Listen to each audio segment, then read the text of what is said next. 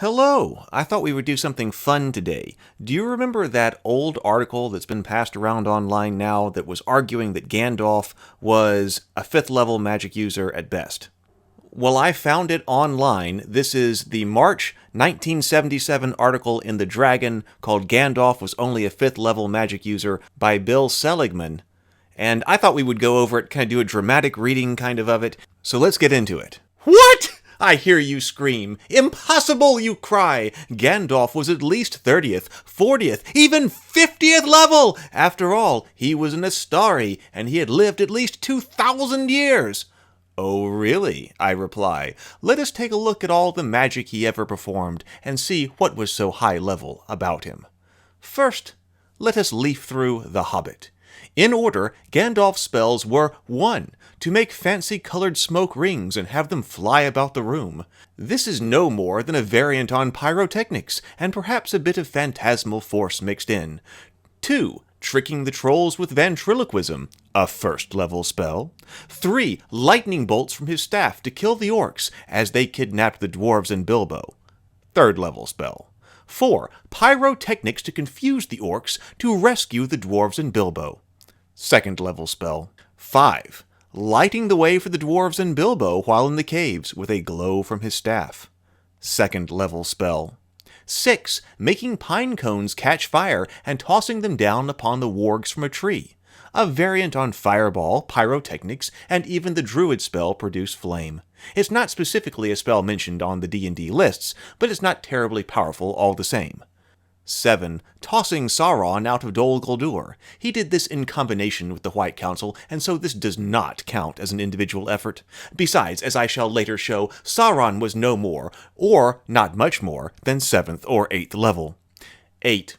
A combination of either lightning bolt or light from his staff to warn the good side of the Battle of Five Armies to get together, as you wish.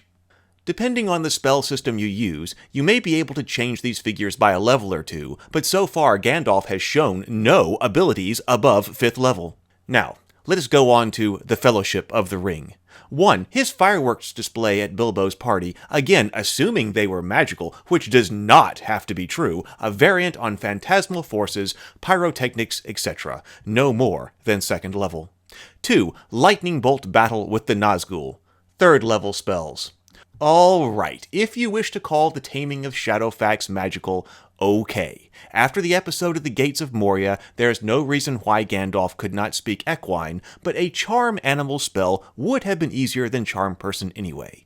3. Adding fighters to the foam of the river that was overflowing the Nazgul. Phantasmal Force, perhaps a variant on Monster Summoning 1, since we have not a hint as to the level of these fighters.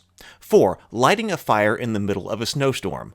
A touch of fireball, or even Produce Flame. Note here that Gandalf reveals how even this simple bit of magic can be detected for such a large distance. This shows the magical weakness of Tolkien's Middle-earth. Aha! You say, I see where you are wrong. Hold on, I will come to that point later.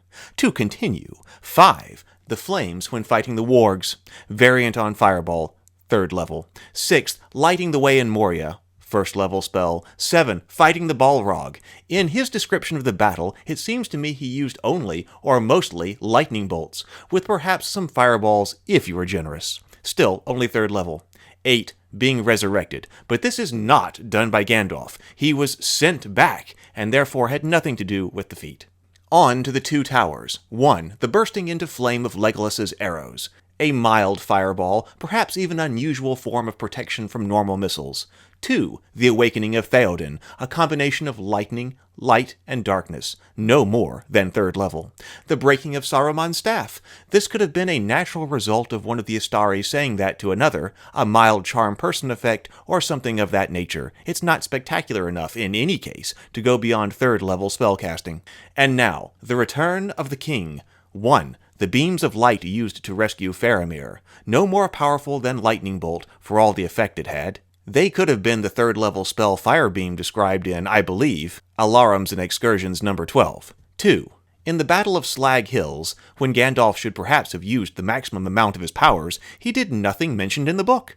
Perhaps he used Lightning Bolt or Firebeam, but this is still no higher than 3rd level spells. 3. Talking mind to mind with Elrond and Galadriel. You don't need any more than ESP to make this work. And that's it. If I've left any spells out, like Gandalf using the Hold Portal or Wizard Lock in Moria, it is not intentional. But I do not think that those would go beyond 3rd level. If the words I have used, such as variant, make you think that he must have been at least 11th level to research the spells, remember that he had his staff and the Ring of Narya the Great, which was associated with fire-type spells anyway. Since he was forced to use these several times when, as I have shown, a 5th level mage did not need them, perhaps he was even less than 5th level, but I shall not try to push my point too far. If you ask how he lasted so long battling a Balrog, I reply that this is a fault with the D&D combat system, so the point that a 5th level mage could not withstand the blows of a 10th level Balrog does not quite hold water. I am referring only to the Balrog in D&D, not including the Eldritch Wizardry characteristics, as this type of Balrog is usually said to be too weak for a true Tolkien Balrog. In fact, when placed in perspective with Gandalf's battle with one, the Balrog described by Gygax and Arneson originally was of normal strength. As far as I am concerned, the Type 6 demon is a Type 6 demon, not a Balrog.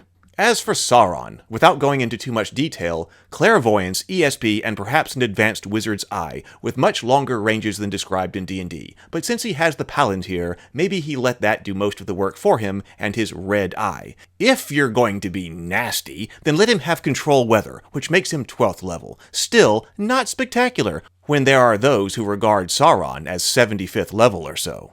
So how do we reconcile our intuition with the bare facts? Well, for one thing, as I hinted above, the universe of LOTR was magic weak. It is easy to assume that it was run by a very tough DM who rewarded experience so slowly that it would take 2,000 years for a pseudo-angel to get to 5th level, and 6,000 years or so for an EHP to reach 12th. But this is still unsettling. I would rather place the blame on the scale we are using, the D&D magic system. It seems a more likely thing for Gygax and Arneson to misjudge the spell levels. So what can we do? Change the spell system, the experience system, or the levels of the spells, or all of the above? What's your response?